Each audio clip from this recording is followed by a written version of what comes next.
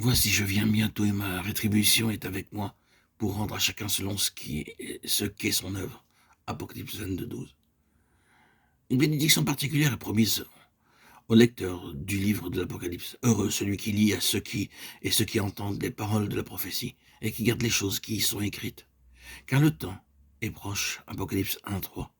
Et voici, je viens bientôt. Heureux celui qui garde les paroles de la prophétie de ce livre. Apocalypse 22, 7.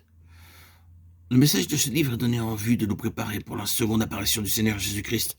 C'est pourquoi vous serez aidés en lisant lentement et avec prière le livre de l'Apocalypse.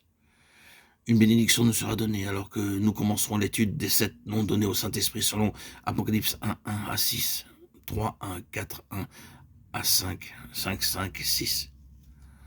Le nombre 7 dans la Bible parle de perfection.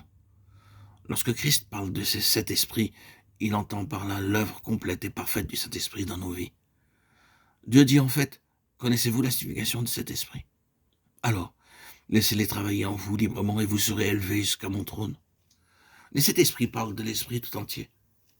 Cette portion de phrase, les 7 esprits, se retrouve 4 fois dans le chapitre 1, 4, 3, 1, 4, 5 et 5, 6. Nous pouvons diviser l'œuvre du Saint-Esprit en 4 parties. Premièrement, 7 noms sont donnés au Saint-Esprit dans la Bible. Deuxièmement, il y a une œuvre septuple du Saint-Esprit qui se poursuit très tranquillement dans le croyant. Troisièmement, il y a une œuvre septuple du Saint-Esprit visible pour les gens du dehors. Quatrièmement, il y a une œuvre septuple du Saint-Esprit dans le ministère du Seigneur Jésus-Christ. Or, l'espérance ne trompe point, parce que l'amour de Dieu est répandu dans nos cœurs par le Saint-Esprit qui nous a été donné. Romains 5, 5. Le premier nom donné au Saint-Esprit dans la Bible est dans Romains 1, 4, déclaré Fils de Dieu, avec puissance selon l'Esprit de sainteté par sa résurrection d'entre les morts. Ce nom lui est attribué afin que nous comprenions la signification de la sainteté de Dieu et que nous devenions saints comme Dieu est saint. C'est la norme de Dieu pour vous et moi.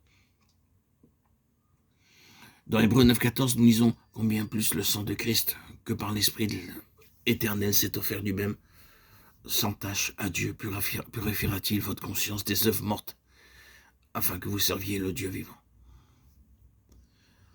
C'est le deuxième nom que nous trouvons dans la Bible, l'Esprit éternel.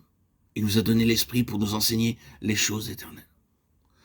Dans Jean 14, 16, nous lisons « Et moi, je prierai le Père, et il vous donnera un autre consolateur afin qu'il demeure éternellement avec vous. » Le troisième nom donné au Saint-Esprit est le consolateur. Il est appelé ainsi afin que nous jouissions pleinement de l'amour de Dieu. Le quatrième nom du Saint-Esprit est cité dans Jean 16, 13. Quand le consolateur sera venu, l'Esprit de vérité, il vous conduira dans toute la vérité, car il ne parlera pas de lui-même, mais il dira tout ce qu'il aura entendu, et il vous annoncera les choses à venir.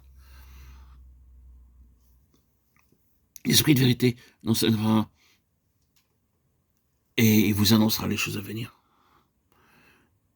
Il m'enseignera jour après jour les choses à venir, et il me donnera une claire compréhension de tout le plan du salut. Car par le Saint-Esprit, nous connaissons clairement comment nous devenons justes devant Dieu, comment tous nos péchés sont pardonnés, et le fait que le Seigneur lui-même est notre sanctification et notre justice. De même, il dit, il vous annoncera les choses à venir.